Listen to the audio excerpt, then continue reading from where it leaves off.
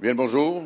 Nous sommes jour pour jour au premier anniversaire de l'élection du premier ministre Carney et la réélection du Parti libéral du Canada avec comme engagement fondamental, en invoquant une expertise unique et inégalable, de disposer rapidement de l'enjeu des tarifs et de la crise commerciale. D'autres crises sont arrivées par la suite. Sur le front des tarifs, rappelons-nous qu'il y a environ 3 semaines, les États-Unis ont modifié le mode de calcul des tarifs sur les produits contenant de l'acier ou de l'aluminium, de telle sorte qu'environ la moitié des exportations industrielles de l'Ontario et du Québec qui vont vers les États-Unis sont désormais tarifées, alors que le gouvernement, nous dit encore que 85 des exportations vers les États-Unis ne sont pas tarifées grâce à la CEUM. Mais dans quel monde vivent-ils? Il y a 2 semaines, j'ai posé la question au premier ministre sur ce nouveau mode de calcul de tarifs. Il n'avait aucune idée de quoi je parlais. La semaine dernière, je lui en ai reparlé. Il m'a dit « Oui, je m'engage à mettre en place des mesures de transition pour les entreprises qui sont victimes de ce nouveau mode de calcul des tarifs. » Rappelons-nous qu'une entreprise qui vend aux États-Unis des produits qui contiennent même une petite quantité d'acier ou d'aluminium est désormais tarifée à 25 %, alors qu'auparavant, lorsque les pourcentages de produits d'acier ou de contenu d'acier ou d'aluminium étaient faibles, le tarif n'était pas appliqué. Le premier ministre a promis de mettre en place des mesures de transition. La mise à jour économique ne contient absolument rien. Nonobstant n'importe quel autre sujet de la mise à jour, puis je répondrai à vos questions avec plaisir, j'invite n'importe qui veut commenter et analyser ce budget-là à aller rencontrer les entreprises et les chambres de commerce qui, cette fois-ci, pour vrai, reçoivent en plein front un nouveau mode de calcul de tarifs, alors que le gouvernement n'a pas l'air, ça se peut pas qu'il ne le sache pas, n'a pas l'air de savoir de quoi on parle. Et c'est extraordinairement grave. L'année durant laquelle, parce que l'économie a été résiliente, parce que l'inflation a augmenté les revenus de l'État, parce que l'État n'a pas fait un certain nombre de dépenses auxquelles il s'était engagé, donc cette année où le déficit est plus faible que prévu, c'est fini. Parce que là, les entreprises commencent, on peut vous donner des noms, à faire des mises à pied ou à fermer. C'est grave et on l'a pour vrai, et c'est le secteur industriel qui est le cœur de l'économie québécoise. Outre ça, il y a une espèce de vacuité.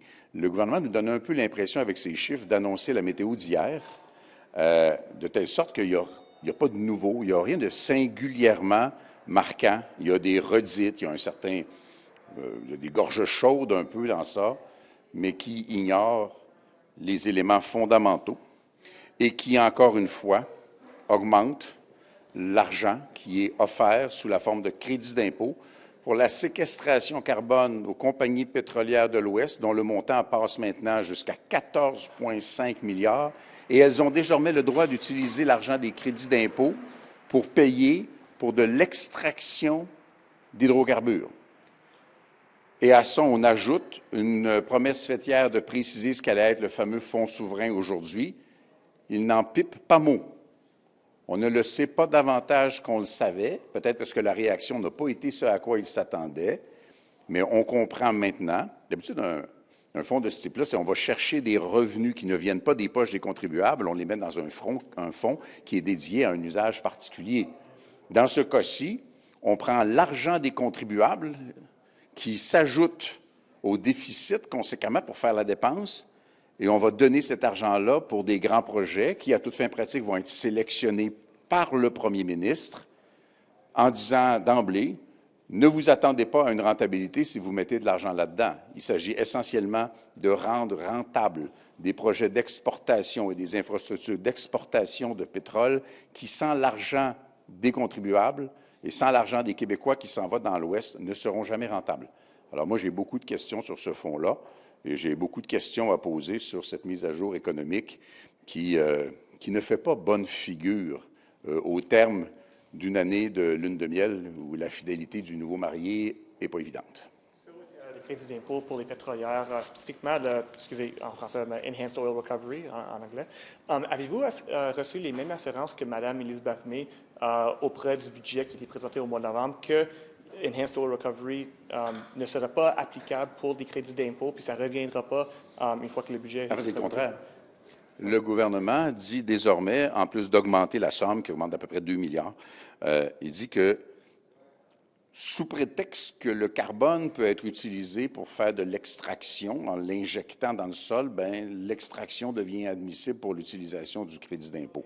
Ça, c'est le cauchemar au terme environnemental. D'abord, la séquestration carbone, bien que théoriquement possible, est une lubie en termes économiques. C'est beaucoup trop coûteux. Personne ne veut vraiment aller là-dedans. Donc, pour que les crédits d'impôt soient utilisés, et ils deviennent franchement une subvention déguisée aux pétrolières qui vont utiliser l'argent pour faire de l'extraction de davantage de pétrole, lequel pétrole va être acheminé vers la côte ouest par de nouveaux équipements qui vont être payés, contrairement à ce que le gouvernement disait, par la poche des contribuables. Et il est absolument faux de prétendre qu'il y ait quelque avantage économique que ce soit à se procéder au bénéfice des Québécoises et des Québécois, parce que les projets d'infrastructure en question ne seront jamais, à proprement parler, rentables, d'où la nécessité pour le gouvernement de prendre l'argent des contribuables et de le couler dans ces infrastructures pétrolières. Well, just if you'll allow me, but Elizabeth May, when the budget was presented in November, she received assurances from Stephen Guilbeault, who got assurances from the Prime Minister's office, that enhanced oil recovery would not be applicable to under CCUS, because that was in the budget that it wouldn't be there, and so she got assurances that the government wouldn't go back on that. Of course, in the Alberta MOU, we see that the government did flip-flop on that, and then now today, with the economic statement, we see that the government is following through on that. So I'm curious, did you get the same assurances as Elizabeth May from the government that it wouldn't backtrack on EOR as part of... No such assurance exists. The government now allows the oil and gas companies to use those tax credits to extract and get more oil and gas out of the ground. And it's a very important issue because it's now up to $14.5 billion that could be used for that specific purpose. You know, if that business was to be good, was about to get some benefits, they wouldn't need government's money, but they get the money from all of us, and they keep pretending that it's good for us, which it is not. That's a huge problem because what will be extracted from the ground will be, in time, conveyed through new pipelines, which will be paid by public money through this fund, because by themselves, those infrastructures and pipelines would never be rentable. I don't know what to... No benefits to be taken out of this. So government comes to the rescue, pretending to do something which is good to make Canada stronger, but it will just dig deeper and deeper a deficit which is already becoming very dangerous. Par rapport à la mise à jour économique, le ministre Champagne nous disait tout à l'heure que s'il n'y a pas grand-chose dedans, c'est parce qu'ils ont voulu être des gestionnaires prudents, disciplinés. Est-ce que vous pensez qu'ils le sont, prudents et disciplinés? Tu ne peux pas, à chaque jour que le bon Dieu amène, prétendre que tu dois gérer une crise historique et sans précédent et dire, oui, mais nous allons être prudents et ne rien faire face à cette crise historique et sans précédent, surtout que la démonstration est faite. Puis j'invite ceux qui vont dire, Blanchette, il fait son partisan, allez le vérifier, là. Le premier ministre, il y a 2 semaines, n'a pas répondu, sachant pas c'était quoi ces nouveaux tarifs américains ou ce nouveau mode de calcul. Il s'est engagé la semaine dernière à prendre des mesures parce que maintenant, autour de la moitié des exportations industrielles du Québec et de l'Ontario vont être tarifées. Les entreprises sont littéralement incapables de faire face à ça. C'est une crise majeure et c'est comme s'il ne se passait rien. Il fallait, au contraire, avoir une certaine audace. Et lorsque un gouvernement dit, bien écoutez, le déficit de l'année dernière, parce que c'est bien ce dont il s'agit, est plus bas que prévu de 11,5 milliards, essentiellement parce que, ironiquement, l'inflation a augmenté les revenus de l'État, parce que l'économie, avant les nouveaux tarifs, était plutôt résiliente, ce qui est une fort bonne chose. Puis il y a des dépenses qui n'ont simplement pas fait, notamment dans le domaine environnemental. Tu prends cet argent-là, tu prends cette petite marge de manœuvre et tu développes des programmes pour que les entreprises puissent s'adapter à ce coup de masse en plein front que la Maison-Blanche de Donald Trump vient d'infliger aux entreprises. Je ne sais pas comment le dire pour que les gens prennent la mesure. Parlez aux chambres de commerce, allez voir les entreprises, parlez aux gens autour de vous qui travaillent dans le secteur industriel. Et là, on est vraiment à la limite, puis ce n'est pas des gens très exubérants, les entrepreneurs, mais on est à la limite d'une détresse rare. Et la mise à jour économique fait littéralement comme si ça n'existait pas. Par rapport aux mesures de formation de main-d'œuvre, les 2 milliards à peu près qui vont être investis pour les apprentis et tout ça, est-ce qu'il y avait lieu pour le fédéral de lancer ce nouveau programme-là ou est-ce qu'on aurait pu donner cet argent-là aux provinces et les laisser le gérer?